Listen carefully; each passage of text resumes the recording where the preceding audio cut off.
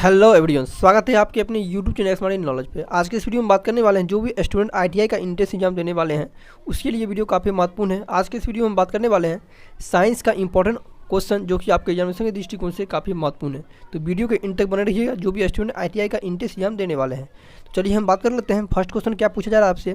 तो first question आ जाता है, पूछा जा रहा है कि एल्युमिनियम वायुमंडल की O2 यानी कि ऑक्सीजन के संपर्क में आने के बाद Al2O2 बनाता है, यह क्रिया कहलाता है। यानी कि ये क्रिया क्या कहलाता है, यानी कि एल्युमिनियम जो कि आपका वायुमंडल की ऑक्सीजन के साथ जब अभिक्रिया करता है तो Al2O2 बनाता है। तो यह क्रिया क्या कहलाता है, याद रखिएगा।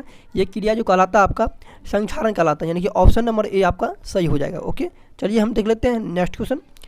नेक्स्ट क्वेश्चन जो पूछा गया आपसे, पूछा गया है कि प्रोड्यूसर यानी कि प्रोड्यूसर गैस का प्रमुख अवयव क्या होता है, यानी कि प्रोड्यूसर गैस में मुख्य अवयव क्या होता है, ये पूछा गया आपसे। तो याद रखिएगा इसका सही आंसर हो जाएगा आपको ऑप्शन नंबर बी, यानी कि CO+N2 होता है। यानी कि प्रोड्यूसर गैस में जो रहता है आपको CO+N2 होता है, यानी कि CO मतलब हो गया आपको कार्बन मोनोऑक्साइड हो गया। ओके, CO मतलब कार्बन मोनोऑक्साइड और N2 मतलब हो गया नाइट्रोजन हो गया। ओके, यानी कि प्रोड्यूसर गैस जो मिलकर बनता है आपको कार्बन मोनोऑक्साइड और नाइट्रोजन मिलके बनता है प्रोड्यूसर गैस, यानी कि ऑप्शन नंबर आपका बी सही हो जाएगा। ओके, और आप इसका पीडीएफ लेना चाहते हैं तो पीडीएफ आपको टेलीग्राम चैनल पर मिल जाएगा।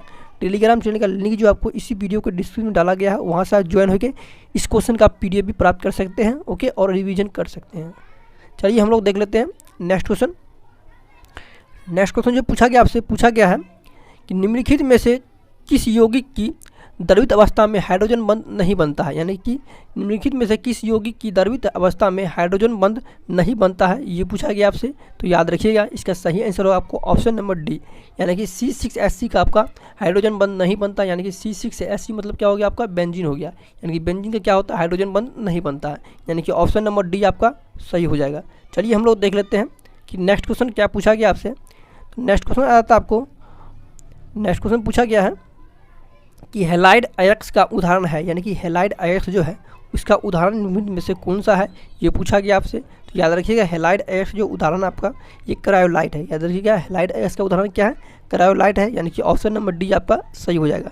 जो भी स्टूडेंट चैनल पे न्यू है चैनल को सब्सक्राइब करके बेल आइकन को प्रेस कर लीजिएगा, ताकि आईटीआई से रिलेटेड कोई भी इन्फॉर्मेशन आपको होता है तो इस चैनल के माध्यम से आपको प्रोवाइड किया जाता है। ओके, चैनल को सब्सक्राइब कर दीजिएगा और बेल आइकन को प्रेस कर दीजिएगा। ओके, और वीडियो के ऊपर एक लाइक जरूर कर दीजिएगा आप लोग। ओके, चलिए हम लोग देख लेते हैं कि नेक्स्ट क्वेश्चन क्या पूछा गया आपसे। तो नेक्स्ट क्वेश्चन पूछा गया है कि रॉकेट किस सिद्धांत पर कार्य करता है, यानी कि रॉकेट जो आपका है ये रॉकेट किस सिद्धांत पर कार्य करता है, ये पूछा गया आपसे। तो याद रखिएगा रॉकेट जो आपका कार्य करता है ये आपको ऊर्जा संरक्षण के सिद्धांत पर कार्य करता है, यानी कि ऑप्शन नंबर ए आपका सही हो जाएगा। ओके, चलिए हम लोग देख लेते हैं कि नेक्स्ट क्वेश्चन क्या पूछा गया आपसे।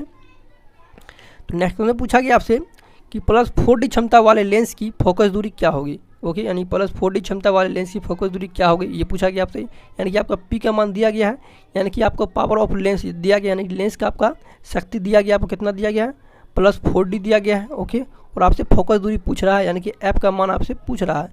तो आप लोग एक फार्मूला याद रखे होंगे, पी बराबर क्या होता है, पी बराबर होता है आपको 1/f। क्या होता है आपका पी बराबर होता है आपका, पी बराबर हो जाता है आपका 1/f हो जाता है। ओके, और आप पी निकालिएगा तो क्या होगा, और एफ निकालिए तो एफ बराबर हो जाएगा आपका 1/p हो जाएगा। ओके, 1/p हो जाएगा। ओके, यानी कि एफ बराबर पी बराबर 1/f होता है। ओके, और आप एफ निकालिएगा तो क्या होगा गुना करके, तो एफ बराबर हो जाएगा 1/p। ओके, एफ बराबर क्या हो जाएगा आपका 1/p हो जाएगा, एफ बराबर 1/p हो जाएगा। ओके, यानी कि पी का मान दिया गया है, कितना दिया गया +4D दिया गया है, यानी 4 दिया गया है। तो इसका आप 4 से भगा दीजिए, एक में कितना हो जाएगा 0.25 हो जाएगा, यानी 0.25 हो जाएगा आपका मीटर में दिया गया है आंसर, तो मीटर में इसका हो जाएगा। ओके, यानी 0.25 मीटर आपका आंसर सही हो जाएगा, यानी ये प्लस में, यानी प्लस दिया है यहाँ पे तो प्लस ही होगा आपको। ओके, माइनस में आपको नहीं मारना है, तो क्या हो जाएगा 0.25 मीटर हो जाएगा, यानी कि ऑप्शन नंबर सी आपका सही हो जाएगा। याद रखिएगा फॉर्मूला कि एफ बराबर 1/p होता है। ओके, और एफ बराबर क्या होता है 1/p होता है। ओके, ये फॉर्मूला आप लोग याद रखिएगा।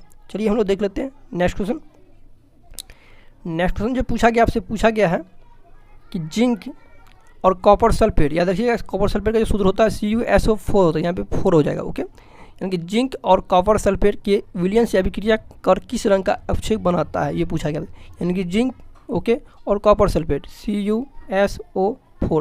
CuSO4 ये जब अभिक्रिया करता है तो ये क्या बनाता है, ये पूछा गया आपसे। तो याद रखिएगा जिंक सल्फेट और जिंक और कॉपर सल्फेट जो अभिक्रिया करता है तो आपको जिंक सल्फेट बनाता है।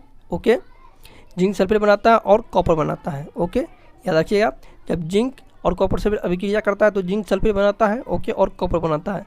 इसमें जो अभिक्रिया का जो आपको रंग का जो अवक्षेप बनाता है, यह अवक्षेप बनाता है आपको भूरा कलर का। ओके, अवक्षेप कौन बनाता है? आपका भूरा कलर का अवक्षेप बनाता है, यानी कि ऑप्शन नंबर डी आपका सही हो जाएगा।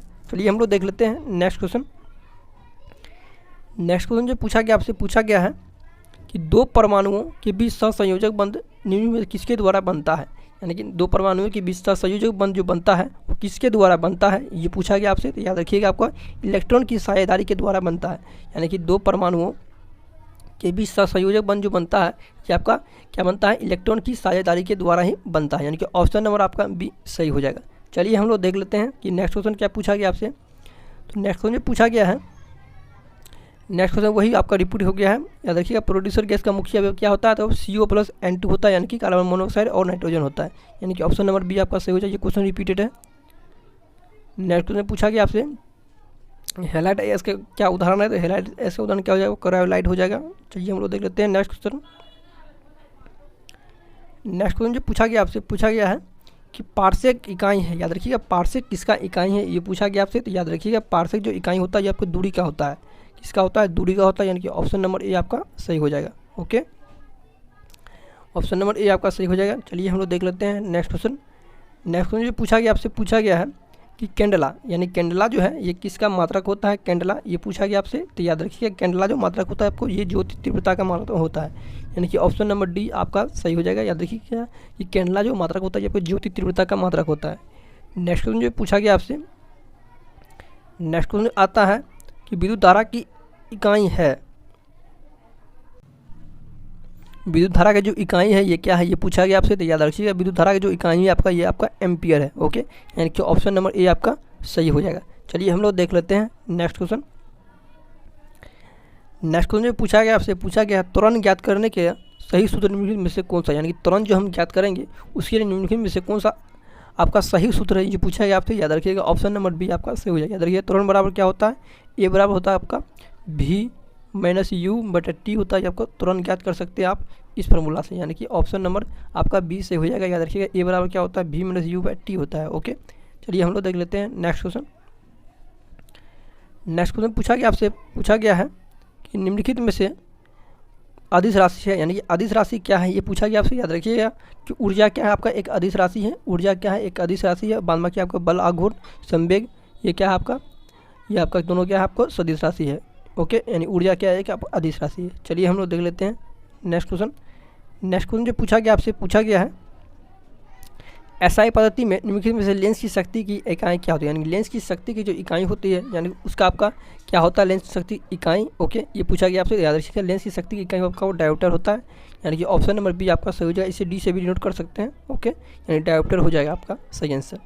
नेक्स्ट क्वेश्चन देख लेते हैं। नेक्स्ट क्वेश्चन पूछा गया आपसे कि यंग प्रत्यास्थता गुणांक का एसआई मात्रक क्या है? याद रखिएगा, यंग प्रत्यास्थता गुणांक का एसआई मात्रक पूछा गया आपसे। तो याद रखिएगा, इसका सही आंसर आपको Nm/m² होता है। यानी कि क्या होता है आपका? Nm/m² होता है आपका यंग प्रत्यास्थता गुणांक का एसआई मात्रक। यानी कि ऑप्शन नंबर आपका सी सही हो जाएगा। चलिए हम लोग देख लेते हैं नेक्स्ट क्वेश्चन। नेक्स्ट क्वेश्चन पूछा गया आपसे कि प्रत्येक क्रिया के बराबर वह विपरीत दिशा में एक प्रतिक्रिया होती है, यह है।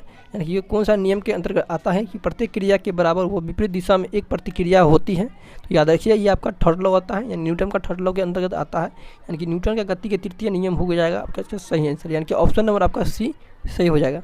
चलिए हम लोग देख लेते हैं कि नेक्स्ट क्वेश्चन क्या पूछा गया आपसे। नेक्स्ट क्वेश्चन पूछा गया आपसे न्यूटन की गति का प्रथम नियम कहलाता है। यानी कि न्यूटन की गति के जो प्रथम नियम है वो क्या कहलाता है, ये पूछा गया आपसे। याद रखिएगा, न्यूटन की गति के प्रथम नियम क्या कहलाता है? जरूरत का नियम कहलाता है। याद रखिएगा, न्यूटन का गति का प्रथम नियम जरूरत का नियम कहलाता है। ओके, जितने भी क्वेश्चन थे काफ़ी इंपॉर्टेंट क्वेश्चन थे, ये आपका लास्ट क्वेश्चन था। ओके, जो भी स्टूडेंट चैनल पे न्यू है, चैनल को सब्सक्राइब करके बेल आइकन को प्रेस कर लीजिएगा। ओके, और आप लोग क्लास चाहते हैं कि रेगुलर क्लास हो तो आप लोग कमेंट सेक्शन में जरूर बताइएगा। ओके, तो मिलते हैं नए वीडियो में। वीडियो के ऊपर एक लाइक कर दीजिएगा। ओके, तो मिलते हैं नए वीडियो में। धन्यवाद।